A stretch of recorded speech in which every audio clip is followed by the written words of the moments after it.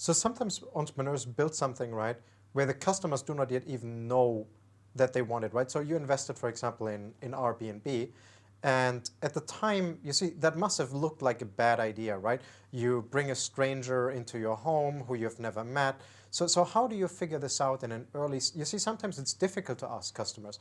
How do you figure out in an early stage that is something that customers will want, even if they do not know it yet? I think one of the mistakes, the classic mistakes an investor makes, is to think they know too much and that they're able to predict the direction of an idea, of a market, with some accuracy. It turns out it's really hard to do that, so we generally don't try.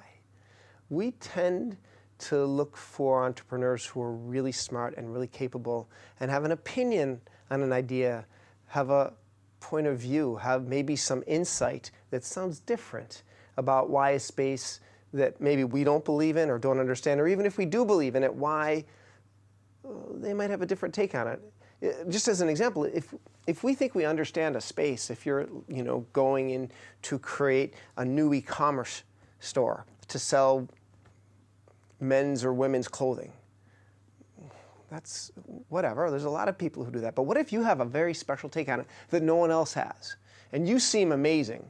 Well, are we smart enough to know what the direction of men's and women's e-commerce for clothes are? We'll never know that, so we won't try. However, if you're great and you have a take on that, well, that's a bet I'll take all day long.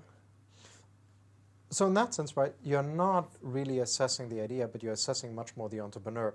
But that brings I like to say it's the entrepreneur and his or her relationship to the idea, because that's what's important, and especially because, maybe it will turn out to be a bad idea, but then we'll figure out something else.